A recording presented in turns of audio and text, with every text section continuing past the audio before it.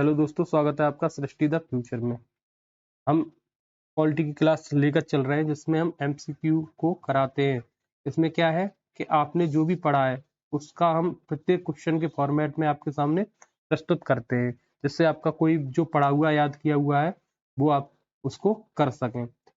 तो हमने कल 1773 का एक्ट कराया था और उसमें की पॉइंट भी दिए थे। ऐसे ही आज हम क्वेश्चन की फॉर्मेट में आपको शुरू में करा रहे हैं। उस दिन हमने 1773 का शुरू में ही की पॉइंट दे दिए थे, लेकिन आज हम लास्ट में देंगे और हम दो एक्ट को कवर करेंगे, 1813 और 1833। आइए शुरुआत करते हैं पहले क्वेश्चन के साथ। किस अधिनियम के द्वारा ब्रिटिश ईस्ट इंडिया कंपनी का भारत में व्यापारिक एकाधिकार समाप्त कर दिया गया? ठीक, तो ये था 1813 का अधिनियम।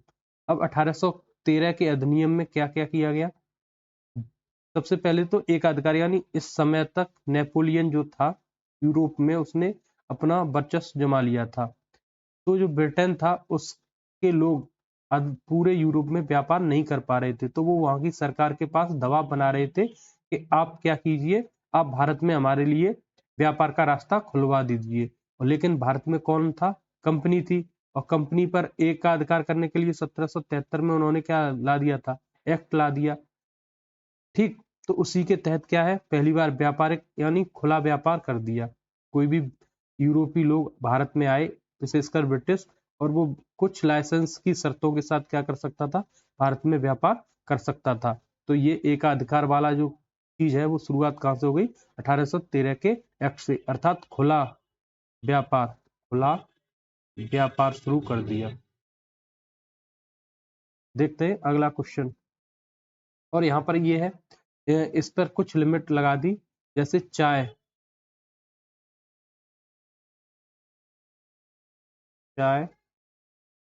और चीन के साथ व्यापार कंपनी का इन्होंने चालू रखा। ठीक, तो देखते हैं अगला क्वेश्चन। 1813 के एक्ट के तहत किन दो चीजों पर कंपनी का एकाधिकार बना रहा? तो चाय और चीन के साथ जो व्यापार था उस पर व्यापार का एकाधिकार बना रहा, बाकी सब क्या कर दिया गया? समाप्त कर दिया गया। देखते हैं अगला क्वेश्चन। इस अधिनियम ने पहली बार भारत में शिक्षा के प्रसार के लिए 1 लाख वार्षिक राशि प्रदान की। ये बहुत इंपॉर्टेंट क्वेश्चन है, कई बार पीसीएस और एसएससी में पूछा गया है। 1813 का एक्ट था, इसमें क्या किया गया? 1813 के एक्ट में 1 लाख वार्षिक खर्च करने की बात कही गई, लेकिन ये रुपया आज तक खर्च नहीं हो पाया है। सिर्फ ये घोषणा की घोषणा ही रह गई, लेकिन एक शिक्षा पद्धति के लिए बजट देने की बात सामने जरूर आई। देखते हैं, और ये बहुत इंपॉर्टेंट है। देखते हैं अगला क्वेश्चन। ईसाई मिशनरियों को भारत में धर्म प्रचार की अनुमति किस एक्ट के द्वारा दी गई? तो ये भी 1813 का एक्ट है। इसमें क्या है, पहली बार भारतीय जो सामाजिक ताना बाना था, सामाजिक जो रीत रिवाज थी,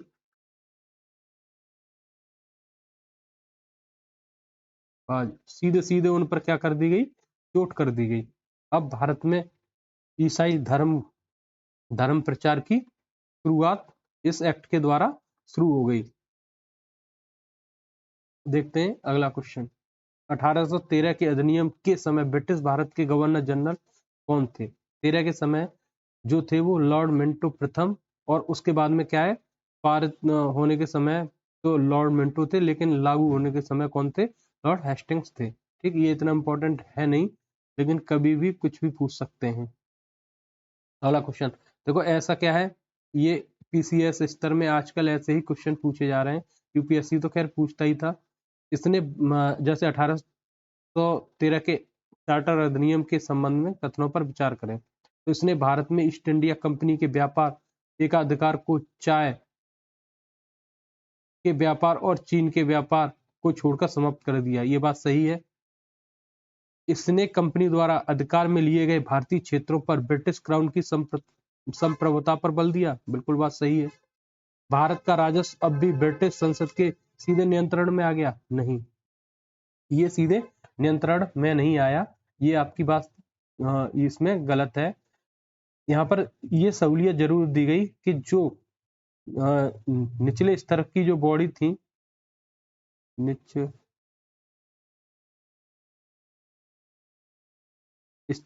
स्तर यानी स्तर, स्थानीय जो स्तर की जो,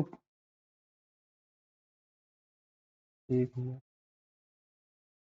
स्थानीय स्तर की जो बॉडी थी उनमें क्या है, कर लगाने का और कर को वसूल करने का जुम्मा जरूर दे दिया गया था, लेकिन अभी भी राजस्व का जो पूरा वो था वो कंपनी के पास ही था और प्रशासनिक भी कंपनी के ही पास था। ठीक, देखते हैं अगला क्वेश्चन। 1813 के चार्टर अधिनियम के महत्वपूर्ण, ये जो प्रश्न है उसमें ये भी है। अब हम अब तक पढ़े थे 13 के, अब 33 के पढ़ रहे हैं। किस अधिनियम ने ईस्ट इंडिया कंपनी के चाय और चीन के साथ व्यापारिक एकाधिकार को पूर्ण रूप से समाप्त कर दिया? जो चाय और चीन के साथ जो व्यापार था उसको भी अब किसके साथ समाप्त कर दिया? 1833 के एक्ट के तहत। 1813 में व्यापार खुला था, लेकिन 1833 में कंपनी का व्यापारिक काम पूरी तरह बंद कर सिर्फ उसे क्या कर दिया? प्रशासनिक संस्था बना दिया गया। ठीक, तो देखते हैं अगला क्वेश्चन।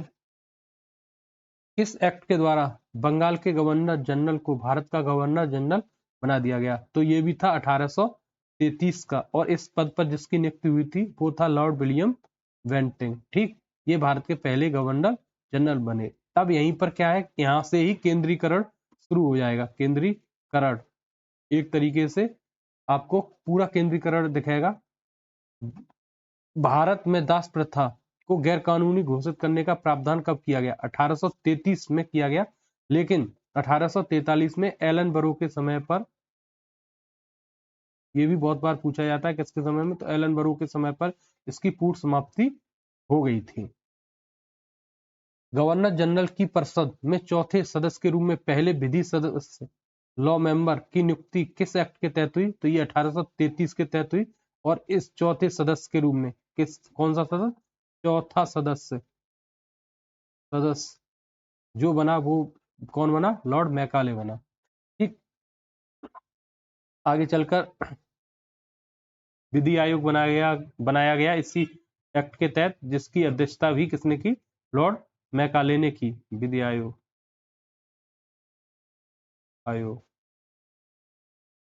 ठीक, इसकी अध्यक्षता भी किसने की? लॉर्ड मैकाले ने ही की। अब देखते हैं कुछ क्वेश्चन जो कथन के फॉर्मेट में। 1833 के चार्टर एक्ट के बारे में क्या सही है? इसने परिषद गवर्नर जनरल को पूरे भारत के लिए कानून बनाने का अधिकार दिया। सही बात है। इसने सिविल सेवकों के चयन के लिए खुली प्रतियोगिता शुरू करने का असफल प्रयास किया। ये भी बहुत इंपॉर्टेंट है, पहली बार असफल प्रयोग हुआ, मतलब कि सिविल सेवा में खुली प्रतियोगिता की जाएगी, लेकिन ये अस्तित्व में नहीं आया। इसने कंपनी के व्यापारिक अस्तित्व को पूरी तरह से समाप्त कर दिया गया। ये बात बिल्कुल सही है। तो ये आपके तीनों ही इसके आंसर सही हैं। निम्नलिखित में से किसने भारत में केंद्रीकृत प्रशासन की नींव डाली? तो 1833, क्योंकि इसमें बम्बई और मद्रास के गवर्नर को कानून बनाने की शक्ति छीन ली और सारी शक्ति किसको दे दी?